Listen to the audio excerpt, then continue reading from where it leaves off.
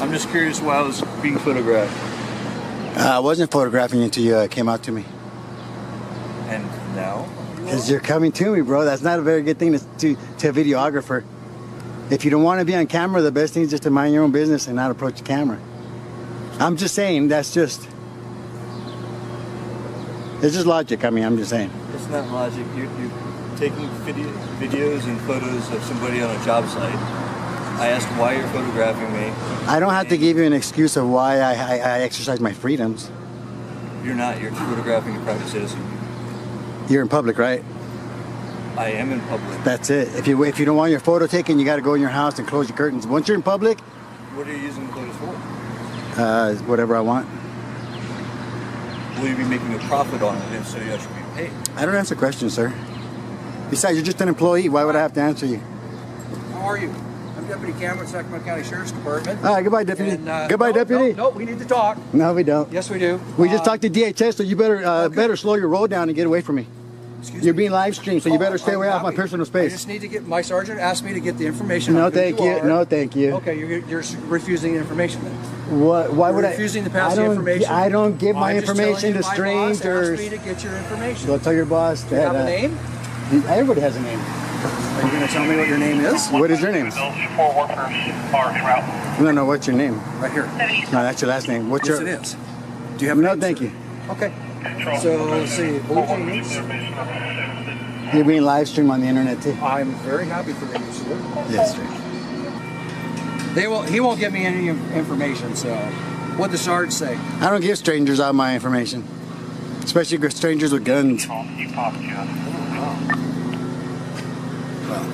You are? I don't know you. At least what kind of project you're working on? No. No, he doesn't want to give any information. I'm going to give any, so Yeah. we're okay. Because we don't have to. You're right, you don't. You're Thank absolutely you. right. You guys have a good But day. when you're filming outside... Thank you. You have a good day, officer. Thank you, officer. You have a good day. Thank you, officer. Thank you, officer. You should be really concerned about... Thank you, how officer. things are suspicious of the way you look, right? You shouldn't be a cop if you're that much of a You scary guys are cat. being very suspicious, so we're asking you some simple questions. Like, what are you filming Asserting the my jail rights for? is not suspicious, Why are you sir. filming the jail? Because none of your business. Oh, it's none of our business, okay? This video is a clear example of how a simple act of exercising a constitutional right can escalate into unnecessary confrontation when public officials lack understanding of the law. The auditor is standing on a public sidewalk outside the Sacramento County Main Jail, holding nothing more than a camera, doing something that is completely legal under the First Amendment. From the very beginning, his behavior is calm, non-threatening, and within the bounds of the law.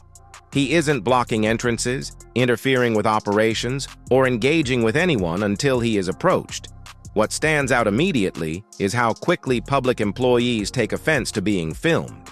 Instead of ignoring the camera or continuing their work, they confront the auditor, demand explanations, and act as if being recorded in public is a personal violation. The repeated demand for why he is filming shows a fundamental misunderstanding of constitutional rights. The auditor makes an important point repeatedly. You do not need a reason or permission to record in public, and discomfort does not override the law. As law enforcement arrives, the situation becomes a familiar pattern seen in many First Amendment audit videos. Officers ask questions they have no legal authority to demand answers to, request identification without reasonable suspicion of a crime, and label lawful behavior as suspicious. The auditor's response is key here. He remains composed, firm, and respectful while consistently asserting that suspicion alone is not a crime. He does not raise his voice, threaten officers, or resist in any physical way. He simply refuses to waive his rights. The interaction also highlights a double standard. Officers insist on knowing the auditor's name and purpose, yet some fail to clearly identify themselves while acting in an official capacity. The auditor turning the questions back on them exposes this imbalance and reinforces the idea that accountability goes both ways. His refusal to provide personal information to armed strangers without lawful cause is a powerful reminder that rights are meant to be exercised, not just talked about. The most telling moment comes at the end. After all the pressure, questioning, and implied threats, the officers leave without making an arrest, issuing a citation, or identifying any crime. This outcome alone confirms that the auditor was lawful from start to finish. The scene ends not with force or compliance, but with officers disengaging once it becomes clear they have no legal ground to stand on. Overall, this video serves as a strong lesson in public accountability and constitutional literacy. It shows how knowledge of the law can peacefully counter intimidation, and how remaining calm under pressure can de-escalate situations that should never have escalated in the first place. One citizen, one camera, and a clear understanding of the First Amendment were enough to expose the gap between authority and lawful power.